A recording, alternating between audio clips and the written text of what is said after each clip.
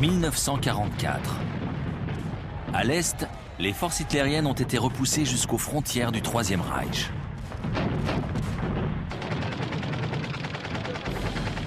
Mais l'Allemagne n'est pas au bout de ses peines. Depuis des mois, les Alliés planifient un gigantesque assaut dont le but est d'ouvrir un deuxième front en France. Des troupes s'exercent déjà.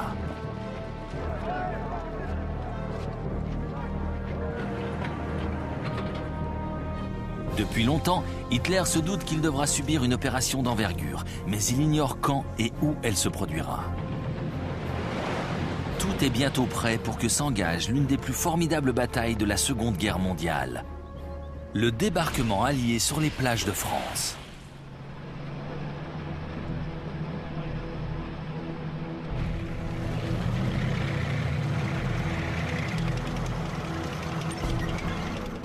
Le Premier ministre britannique Winston Churchill est persuadé que cette invasion est la seule tactique capable de faire chuter le Troisième Reich.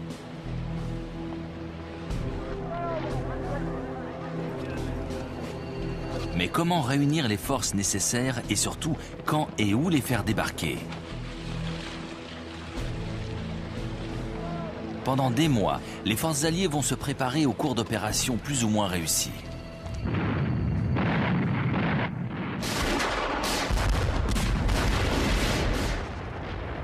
Dès le mois de décembre 1941, les commandos britanniques réalisent un raid sur Vaagso, une île norvégienne occupée par les nazis.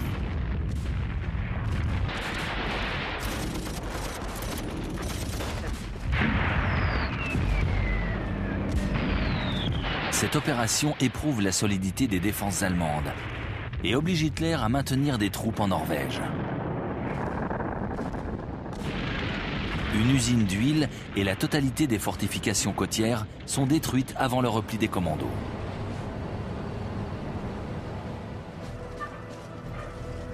En août 1942, un contingent principalement formé de soldats canadiens et britanniques est impliqué dans une action beaucoup plus ambitieuse, le débarquement de Dieppe. Cet assaut a pour but de tester les défenses allemandes. Il doit également fournir une première expérience du feu aux troupes canadiennes. Mal préparée, l'opération se transforme en massacre.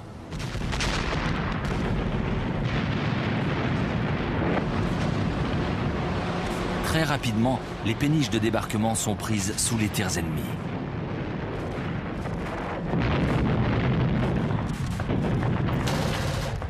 Parvenus sur le rivage, les fantassins sont cloués sur place.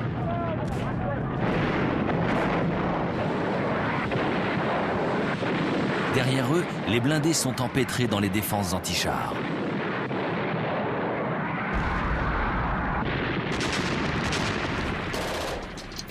Sur les 29 engins débarqués, la moitié seulement franchit la promenade. 1200 soldats alliés sont tués, 3000 sont blessés ou faits prisonniers. Le repli est un véritable carnage. L'opération était une folie. C'est à une forteresse que ces hommes se sont attaqués. Il va falloir attendre un bon moment avant d'envisager un nouveau débarquement en France.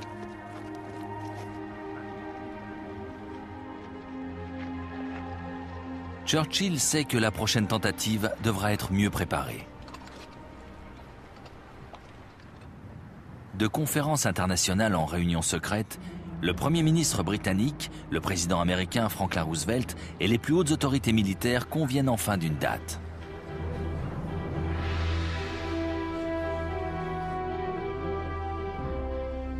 Le jour J, nom de code Overlord, devra avoir lieu durant l'été 1944.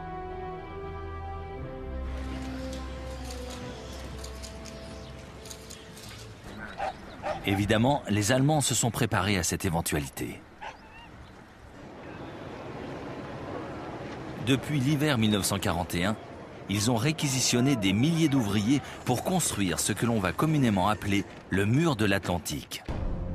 Il est constitué de gigantesques fortifications dont la ligne court du Danemark jusqu'aux portes de l'Espagne. les ingénieurs nazis y ont fait construire un vaste réseau de casemates, blocos et autres emplacements d'artillerie de tout calibre. Les plages sont minées et encombrées de fils de fer barbelés. Enfin, des obstacles en bois ou en béton sont disposés pour empêcher les péniches d'accoster. Hitler se vante.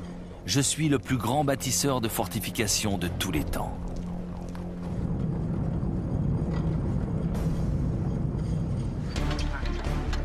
Juste après l'attaque sur Dieppe, les travaux du mur de l'Atlantique ont redoublé d'intensité. Le Führer a également augmenté les effectifs en garnison dans cette zone.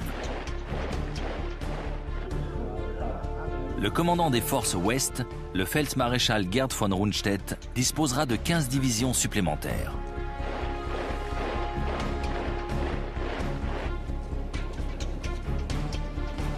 Mais la façade maritime de l'Europe s'étire sur 3500 km. Il n'aura jamais assez d'hommes pour la couvrir entièrement.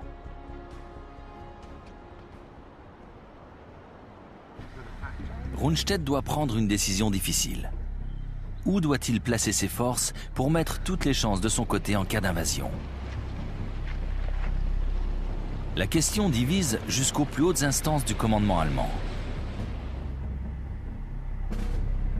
Rundstedt propose de stationner une forte réserve de Panzer au nord-ouest de Paris.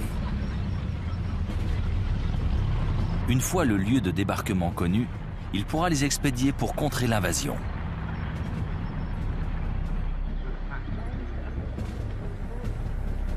Mais le célèbre Feldmaréchal Erwin Rommel, dont les avis sont particulièrement respectés, n'est pas d'accord.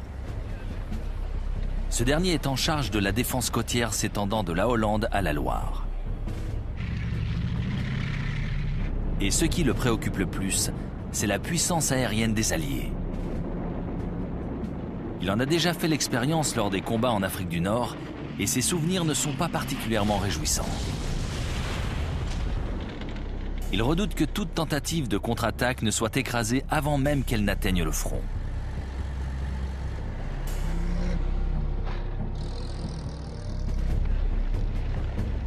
Il a également inspecté le mur de l'Atlantique et il sait que les Alliés interviendront par surprise, là où on les attend le moins. Il préconise donc de concentrer les forces de Panzer le plus près possible de la côte. Les Alliés doivent être rejetés à la mer dès le premier jour du débarquement. Pour lui, cette journée est vitale. Ce sera même le jour le plus long. Hitler coupe la poire en deux. Rundstedt va garder quelques forces en réserve, mais elles n'interviendront que sur l'ordre d'Hitler.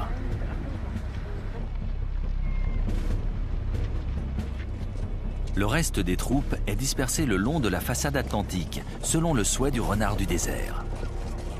Ce compromis va s'avérer être la pire des solutions. Il n'y aura jamais assez de réserves, ni assez de blindés près des côtes.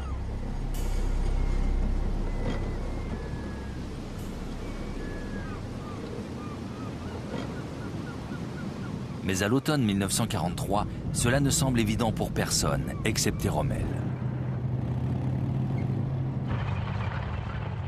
De leur côté, les Alliés ont beaucoup de problèmes pour trouver l'endroit exact du débarquement.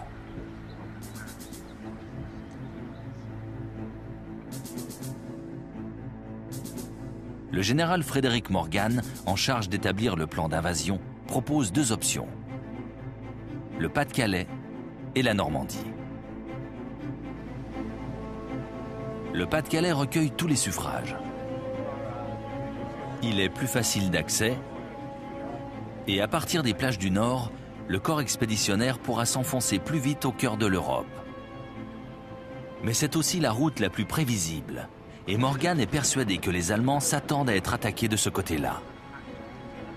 Il décide donc de les prendre à contre-pied et choisit de débarquer ses troupes en Normandie. Le général Morgan vient de décider du sort de milliers d'hommes. C'est le début d'une opération sans précédent.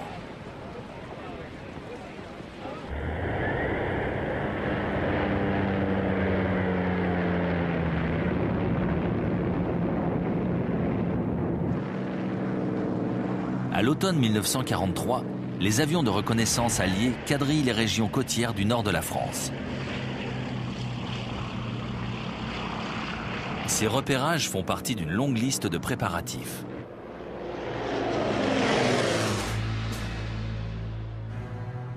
Les résistants français dressent les plans des zones fortifiées. Des commandos collectent des échantillons de sable afin de tester la structure des sols sur lesquels les véhicules devront se déplacer.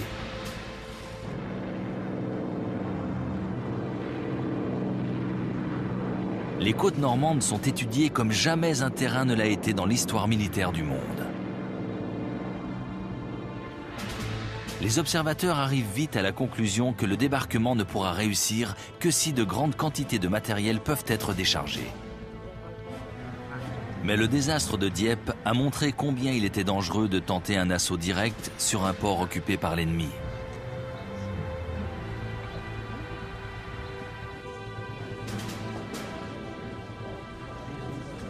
Les stratèges britanniques vont mettre au point une alternative pour le moins géniale.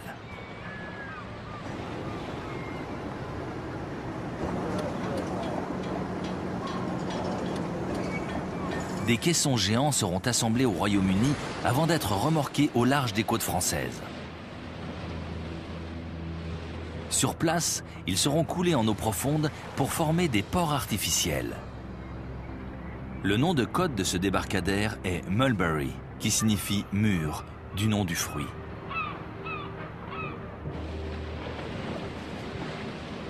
Les deux Mulberries seront alimentés en carburant par des oléoducs posés au fond de l'eau. Les canalisations parcourront plus de 150 km.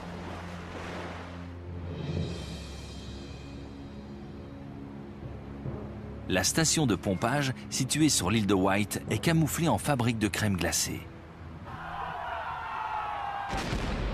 Le raid raté sur Dieppe a également révélé un second problème. Comment appuyer les premières vagues qui monteront à l'assaut des fortifications allemandes ?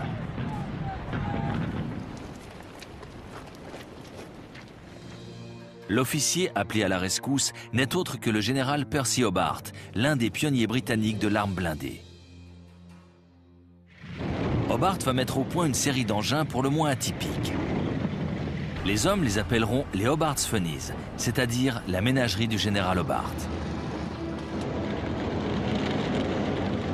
Il y a là des chars lance-flammes ou amphibies.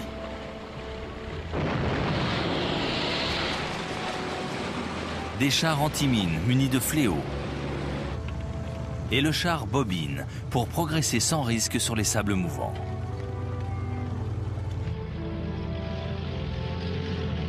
Les ponts qui équipent certains chars Churchill doivent permettre aux véhicules de franchir n'importe quel escarpement.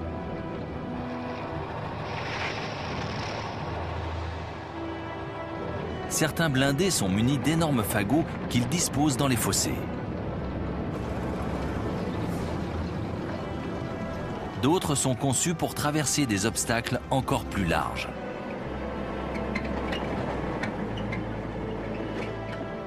Mais un problème reste en suspens. Si les Allemands engagent des renforts dans la bataille, la tête de l'Allié ne tiendra jamais.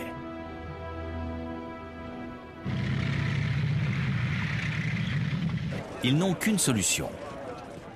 Jusqu'au dernier moment, les nazis doivent ignorer le lieu exact du débarquement. Les Alliés vont donc brouiller les cartes lors d'une vaste opération de désinformation sous le nom de code Fortitude, courage en anglais. La plupart des espions allemands en Grande-Bretagne ont été retournés et travaillent en fait pour les Alliés. Ils vont expédier à Berlin de fausses informations confirmant que l'invasion aura lieu dans le Pas-de-Calais. Ils font également croire qu'une attaque de diversion sera déclenchée simultanément sur les côtes normandes. Pour rendre crédible cette thèse, le commandement allié crée une unité fantôme, le premier groupe armé américain, le FUSAG. Il est cantonné dans le Kent, juste en face des côtes du nord de la France.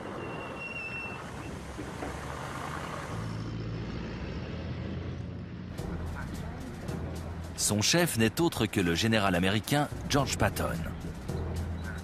Pendant la campagne d'Italie, il a été déchargé de toute fonction après avoir giflé et injurié 2 soldats traumatisés par les combats.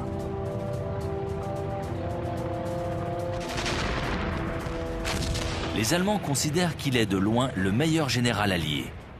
À leurs yeux, il a le profil idéal pour diriger des opérations d'invasion en Europe de l'Ouest. Les Alliés vont plus loin. Ils simulent les transmissions radio de divisions en manœuvre. Les avions de reconnaissance de la Luftwaffe rapportent à Berlin des photos de champs couverts de blindés, gonflables.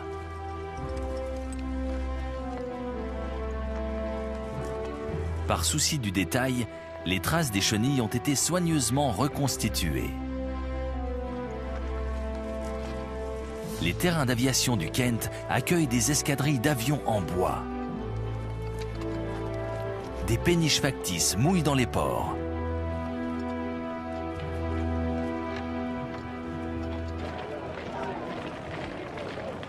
Certains soldats portent de faux écussons spécialement créés pour l'occasion. Les Allemands sont mystifiés. À la fin de l'année 1943, après avoir dirigé les débarquements en Sicile et en Italie, le général américain Dwight Eisenhower est nommé chef suprême des forces expéditionnaires alliées pour l'opération Overlord. Le général britannique Bernard Montgomery sera le commandant opérationnel des forces d'invasion terrestre. La date du jour J est fixée au 5 juin 1944.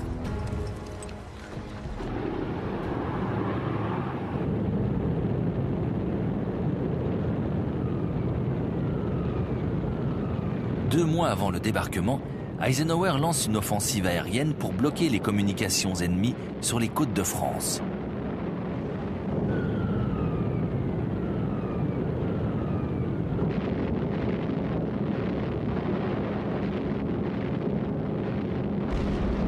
Une fois de plus, cette opération est organisée afin de laisser croire aux Allemands que la cible finale est la région du Pas-de-Calais.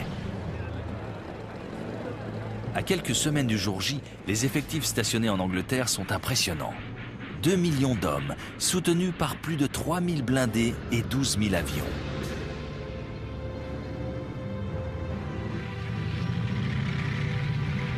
Les Allemands savent pertinemment que l'offensive est imminente. Mais l'opération Fortitude les a trompés. Ils ont les yeux rivés sur le Kent et sont persuadés que le débarquement principal aura lieu dans le Pas-de-Calais.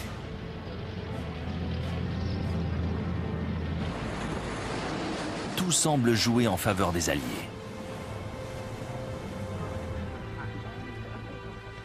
Les troupes ont été parfaitement informées. Mais les conditions climatiques changent subitement.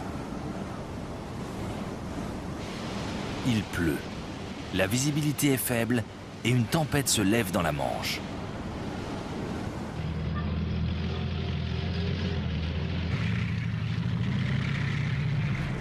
Malgré les intempéries, le 4 juin 1944, les troupes d'assaut embarquent. Une armada de 5000 vaisseaux met le cap sur les côtes de France.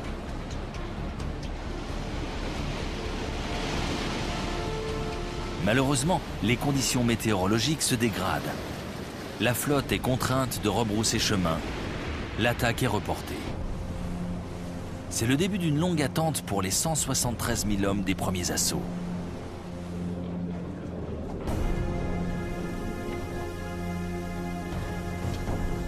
À l'aube du jour suivant, l'état-major se réunit. Les commandants des forces navales sont prêts à appareiller dans l'heure. Mais les chefs des forces aériennes ont des doutes. Le mauvais temps diminue considérablement la visibilité des pilotes. Le soutien aérien n'est donc pas garanti. Après un long silence, Eisenhower se décide. On y va.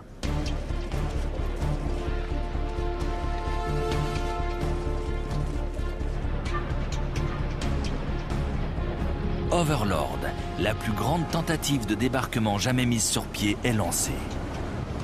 Le jour J peut commencer.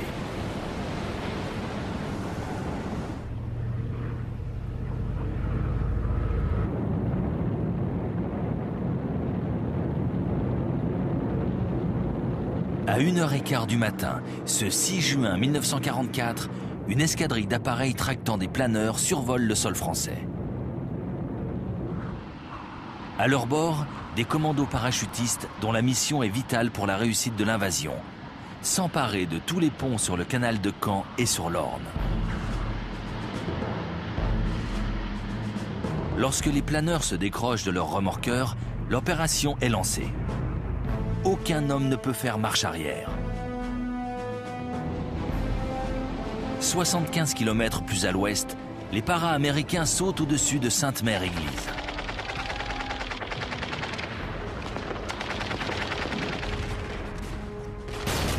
Le village est rempli d'Allemands. Les combats sont féroces.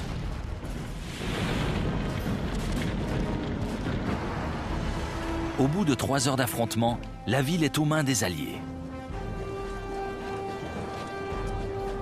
La bataille a commencé. Les dés sont jetés.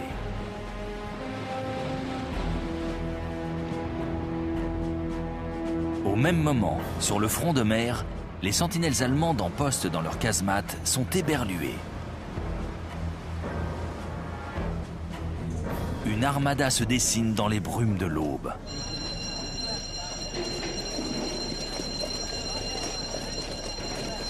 La flotte alliée semble surgir de nulle part. Les brouilleurs de radar ont fait merveille. Jusqu'au bout, les nazis ont cru que les navires se dirigeaient vers le Pas-de-Calais. Pendant des semaines, le Führer restera persuadé que l'attaque sur la Normandie n'est qu'une diversion.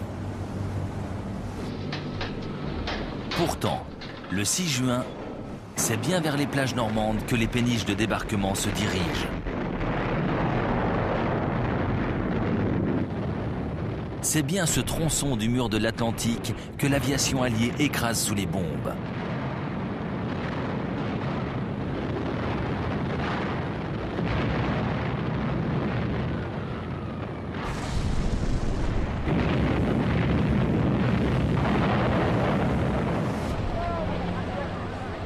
Au large, les barges sont remplies d'hommes rendus malades par la houle et la peur.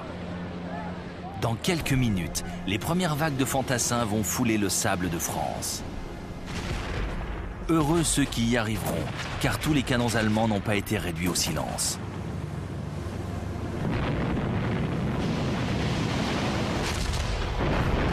Certaines péniches sont touchées, d'autres sont bloquées par des obstacles sous-marins.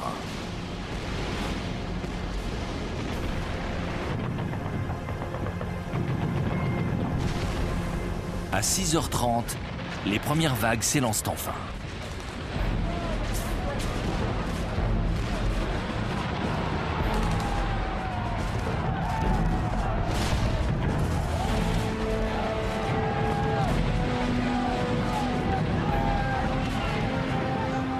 Sur la partie ouest du front, les hommes de la 4e division d'infanterie débarquent sur leur objectif. Nom de code, Utah Beach. 2 heures après, ils établissent la jonction avec les parachutistes victorieux de Sainte-Mère-Église.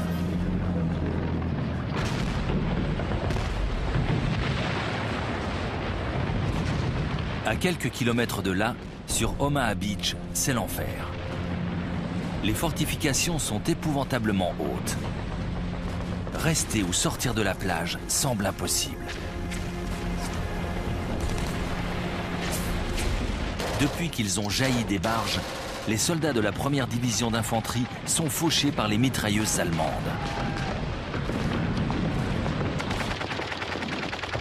Les chars amphibies qui devaient les soutenir ont été lâchés trop au large. La plupart ont coulé à pic. Les troupes sont piégées. La marée remonte. 2000 morts et blessés gisent sur la plage.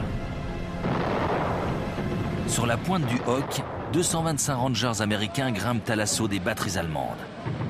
90 reviendront vivants de cet exploit insensé. Sur Bloody Omaha, Omaha la sanglante, le colonel George Taylor lance à ses hommes « 2 sortes de gars vont rester sur cette plage, ceux qui sont morts et ceux qui vont mourir. Foutons vite le camp de cet enfer. » des centaines de soldats se ruent sur les points d'appui allemands. Plus à l'est, au centre du dispositif, la 50e division d'infanterie britannique débarque sur Gold Beach. Là aussi, les combats sont particulièrement meurtriers.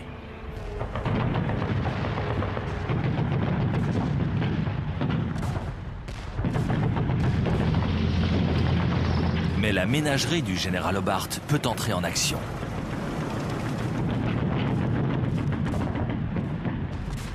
Avec l'appui des blindés, les soldats s'enfoncent bientôt dans les terres. À Juno Beach, les Canadiens de la 3e division d'infanterie se heurtent à une forte résistance.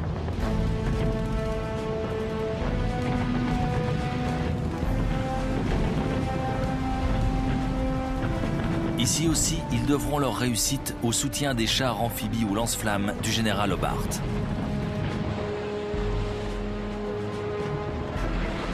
C'est à Sword Beach que le débarquement se déroule le mieux. La 3e division d'infanterie britannique n'y rencontre qu'une faible opposition.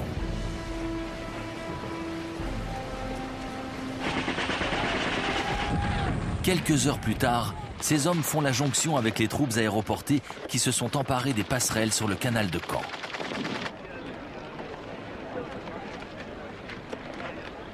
En début d'après-midi, plusieurs têtes de pont sont solidement établies.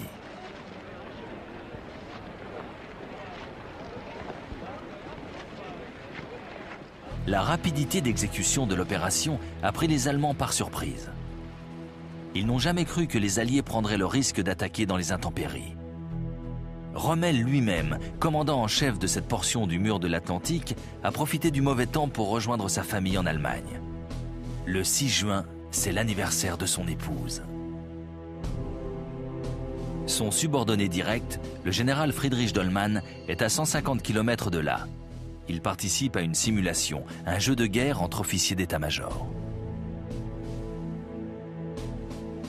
Le seul à être resté dans son quartier général, le Feldmaréchal Gerd von Rundstedt, commandant en chef de toute la région, est face à un dilemme. Il ne peut pas donner l'ordre de mouvement à ses panzers sans l'autorisation d'Hitler. Or, le Führer dort, et ses aides de camp ne veulent pas prendre le risque de le réveiller. Il est midi lorsqu'on lui communique la nouvelle de l'invasion, mais il ne la prend pas au sérieux.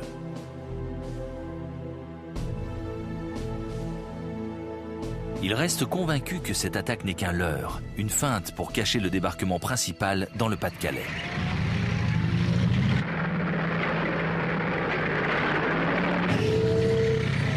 Finalement, en fin d'après-midi, il donne l'ordre à ses réserves de se mettre en marche.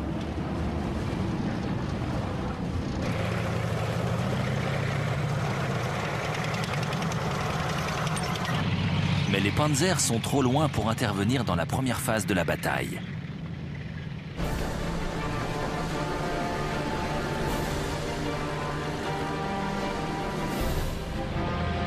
Malgré la résistance acharnée des Allemands, les têtes de pont sur Utah, Gold, Juno et Sword Beach sont parfaitement en place.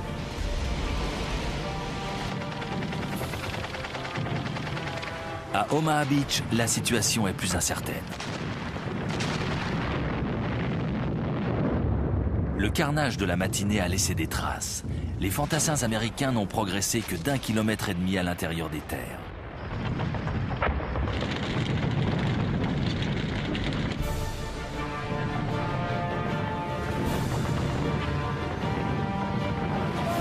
Mais lorsque la nuit tombe, ce 6 juin 1944, 156 000 hommes ont débarqué en Normandie.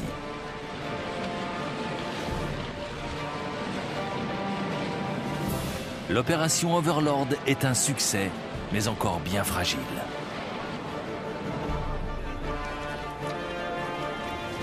Ce premier jour a permis d'établir un vaste point d'appui à partir duquel les renforts vont pouvoir s'élancer. Une autre phase de la guerre débute. Les Alliés vont maintenant devoir pénétrer à l'intérieur du bocage normand pour s'emparer des grandes agglomérations. La bataille de Normandie peut commencer.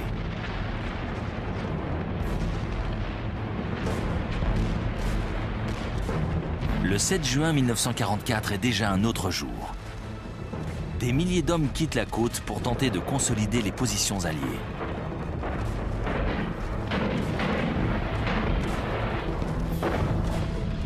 Le bocage normand va se révéler être le pire des champs de bataille. Chaque haie, chaque fossé est propice aux embuscades. Les mitrailleuses et les canons anti-chars allemands se camouflent dans les chemins creux, sous les frondaisons.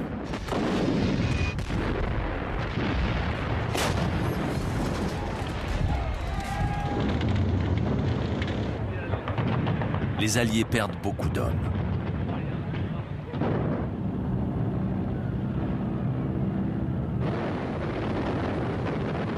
Heureusement, leur aviation a la maîtrise du ciel. Lorsque les renforts de Rundstedt parviennent enfin sur le front, ils ont été tellement bombardés qu'aucune véritable contre-attaque n'est possible.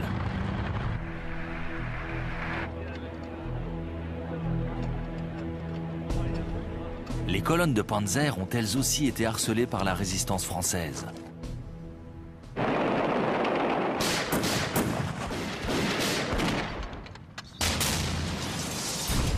Embuscades et destructions de ponts se sont succédées. La division de Panzer SS Das Reich va mettre 2 semaines pour parcourir un trajet habituellement réalisable en 3 jours.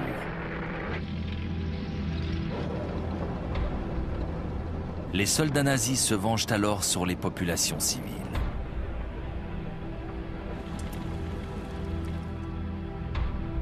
Ils massacrent 642 habitants du petit village d'Oradour-sur-Glane, devenu le symbole de cette répression aveugle.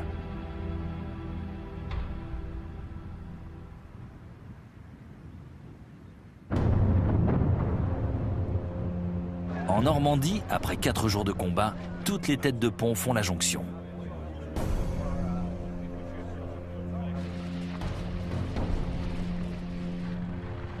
Mais les troupes n'ont pénétré que d'une vingtaine de kilomètres à l'intérieur du territoire français.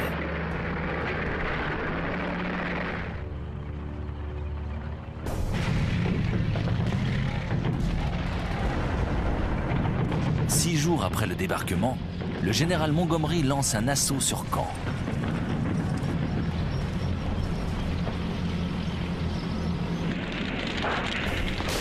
La 7e division blindée britannique, les Rats du désert, attaque ce point stratégique situé sur un nœud routier. Mais 5 chars Tigre bloquent les unités de pointe dans le village de Villers-Bocage.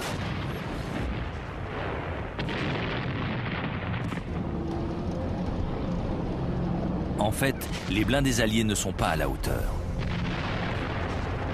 Le char Sherman est surclassé. La portée de son canon est trop faible. Ses obus ne font qu'égratigner le blindage de leurs adversaires. Pire encore, ces réservoirs de carburant ont tendance à s'embraser dès qu'ils sont touchés par un projectile. Les Allemands le surnomment le réchaud à Tommy, celui qui fait cuire les soldats anglais, les Tommies.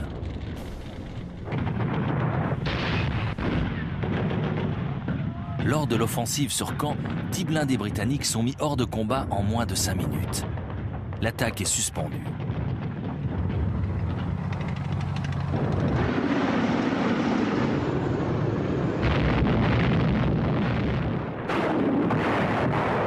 Montgomery laisse alors l'aviation et l'artillerie écraser les positions ennemies.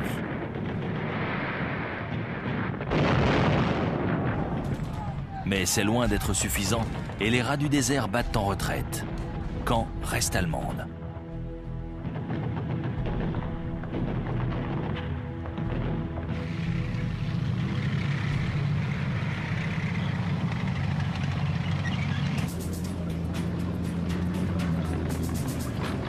Plus à l'ouest, le corps expéditionnaire américain se dirige vers le port de Cherbourg.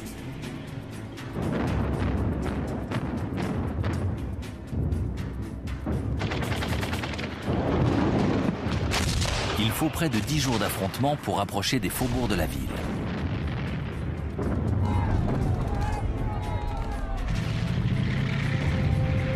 Et pour couronner le tout, les éléments se déchaînent soudain.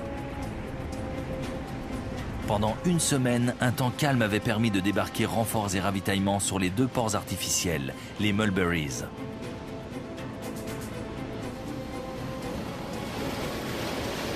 Mais une tempête se lève sur la Manche.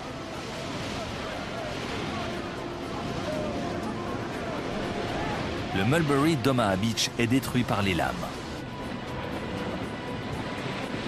Celui du secteur britannique est sérieusement endommagé. Il sera hors service pendant plusieurs jours. L'arrivée des renforts est sérieusement ralentie. Les infrastructures portuaires de Cherbourg revêtent soudain une importance vitale pour la réussite de l'invasion. Mais la garnison allemande de la ville ne compte pas se rendre sans lutter.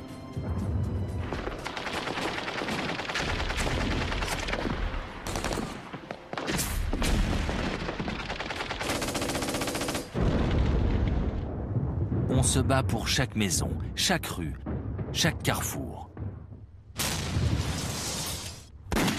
La sécurisation du périmètre va prendre plus d'une semaine.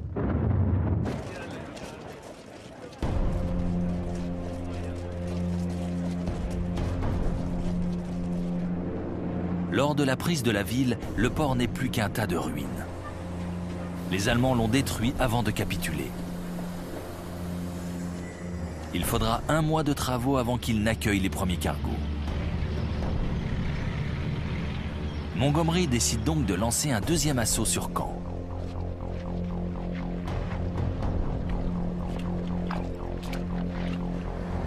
Mais les pluies torrentielles ont transformé les chemins en rivières de boue.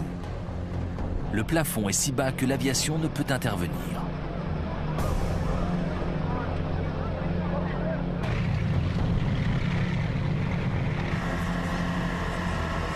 Pire encore, l'ennemi a reçu des renforts. Le 2e corps de Panzer SS est enfin parvenu dans la ville.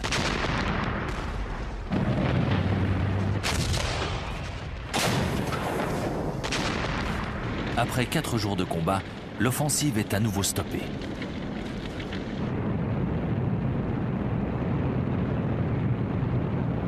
Mais dès que les nuages se déchirent, 500 bombardiers alliés entrent dans la danse.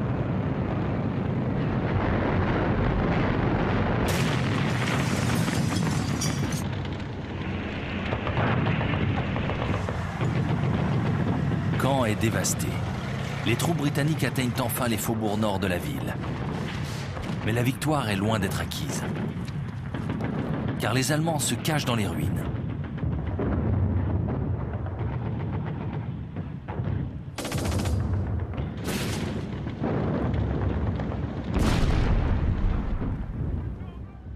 La prise de Caen commence à coûter très cher en vie humaine aux Alliés. Après 48 heures de carnage, l'attaque est encore une fois ajournée.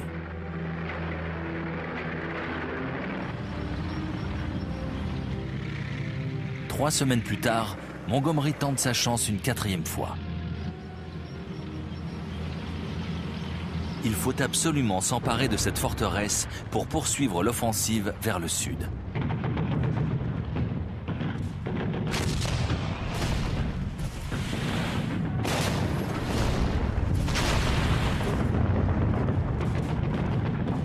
Après 2 jours de combats acharnés, Caen est enfin libéré. La route semble ouverte pour les blindés de Montgomery.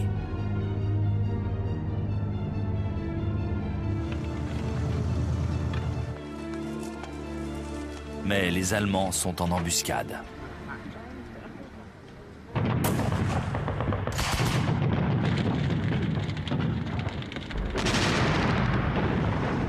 Les Britanniques se heurtent rapidement aux Panzers.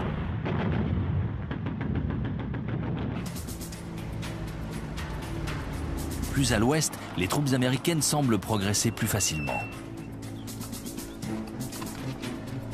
Les Allemands ont concentré leurs forces pour défendre Caen, et à part quelques îlots de résistance, la route vers le sud paraît ouverte.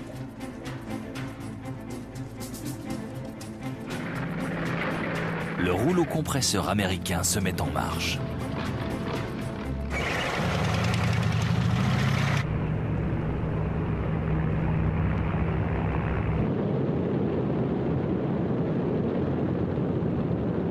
Le 25 juillet 1944, à 9h30 du matin, 1800 bombardiers larguent un énorme tapis de bombes sur les 6 km de front au sud de Cherbourg. C'est le début de l'opération Cobra, une tentative de percée qui se veut décisive. Les Allemands sont assommés par la brutalité de l'assaut. Mais les Américains le sont encore plus. Pour préparer l'offensive terrestre, le bombardement devait labourer les lignes allemandes.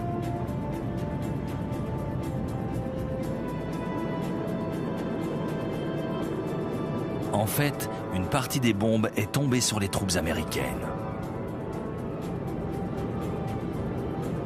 C'est le massacre inutile et cruel. Près de 1000 GIs sont blessés ou tués.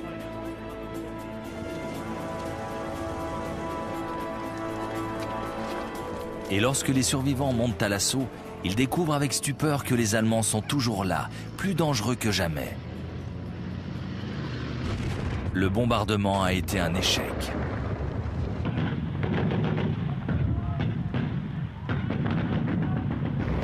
La résistance nazie est désespérée.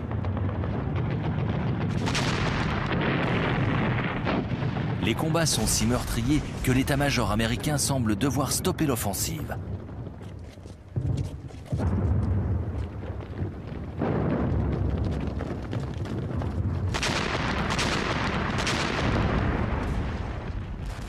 Et pourtant, les défenses allemandes s'écroulent.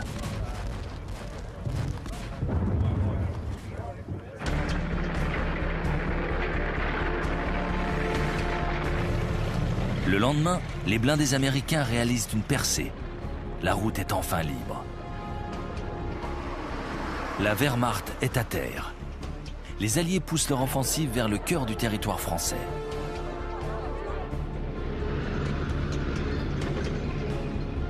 Les villes stratégiques tombent les unes après les autres. Coutances, puis Avranches.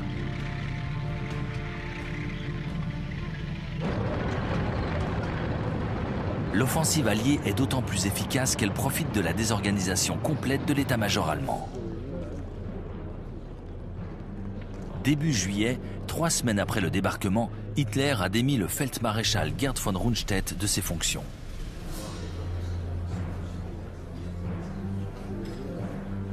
Pour le Führer, Rundstedt est un défaitiste convaincu que le combat de l'Allemagne est perdu d'avance. Il est remplacé par le Feldmaréchal Günther von Kluge, en provenance directe du front de l'Est. Un officier supérieur certes aguerri, mais qui n'a aucune expérience du front occidental. Pour couronner le tout, au cœur de l'été, la voiture de Rommel est prise pour cible par un avion de chasse britannique. Le Feldmaréchal est grièvement blessé. Enfin, un attentat contre Hitler survient au moment même où le commandement nazi est en pleine confusion. Le 20 juillet 1944, un héros de guerre désabusé, le colonel Klaus Schenk von Stauffenberg, dissimule un engin explosif dans la salle de réunion du quartier général d'Hitler en Prusse orientale.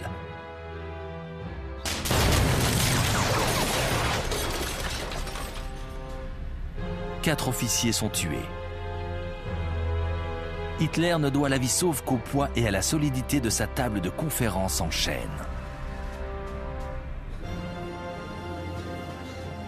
Les comploteurs sont châtiés avec la plus grande brutalité. Stauffenberg est immédiatement exécuté. Pour la forme, ses complices sont jugés. Ils seront tous pendus. Hitler peut tenter de se montrer sous son meilleur jour lorsqu'il rend visite aux blessés. En réalité, il ne fait plus confiance à personne. Malgré l'accumulation d'erreurs stratégiques, il assume désormais le commandement tactique sur tous les champs de bataille. Et il va devoir affronter un spécialiste de l'offensive.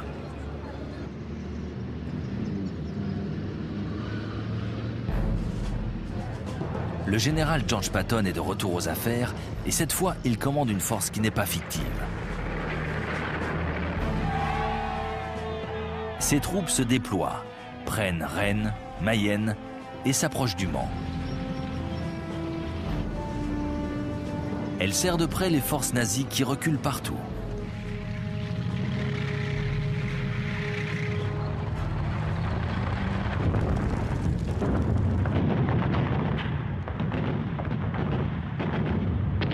Prises en tenaille entre les Américains au sud et les Britanniques au nord, les troupes allemandes seront bientôt encerclées.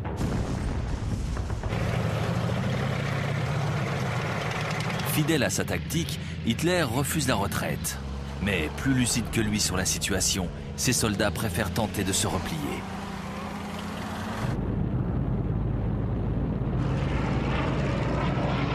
Les avions et l'artillerie alliés vont les matraquer sans relâche.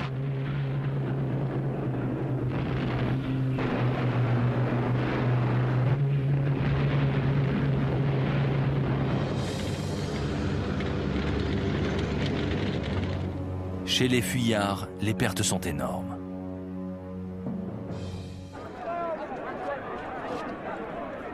Le 20 août 1944, les forces alliées font la jonction.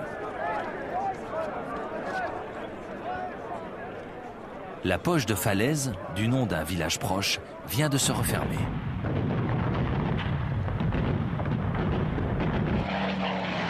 Un grand nombre d'Allemands y restent piégés.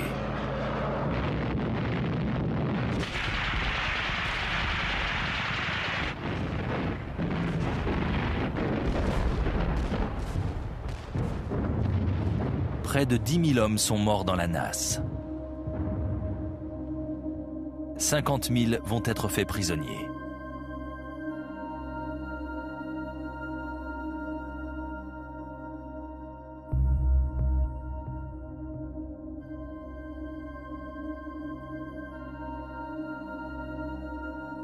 C'est la fin de la bataille de Normandie.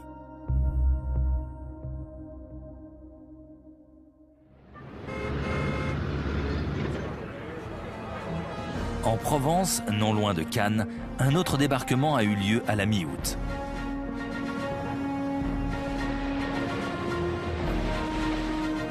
Les forces alliées, dont la première armée du général Delattre de Tassigny, doivent remonter vers le nord.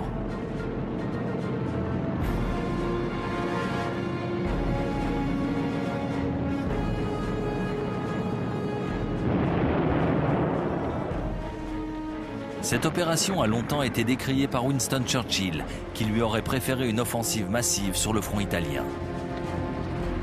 Mais les Américains, et surtout les Français, considèrent qu'il est absolument nécessaire d'ouvrir un deuxième front en France.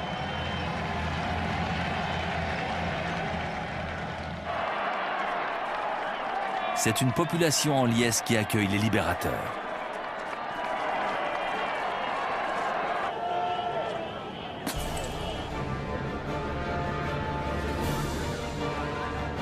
Très vite, le corps expéditionnaire s'engouffre dans la vallée du Rhône.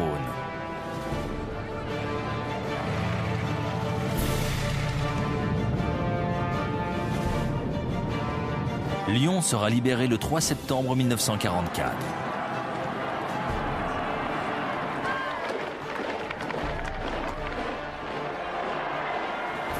Dix jours plus tard, à Dijon, les forces de Patton arrivant de l'ouest font la jonction avec les troupes remontant de Provence. Les Allemands stationnés dans la région sont en fuite.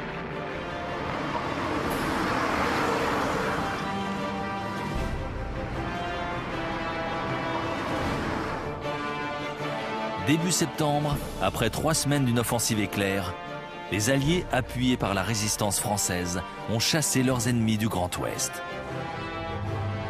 Paris s'est soulevé. La capitale ne connaîtra pas le triste sort de Varsovie. Elle sera libérée le 26 août. Désormais, rien ne semble pouvoir empêcher les forces alliées de se ruer sur les frontières du Troisième Reich.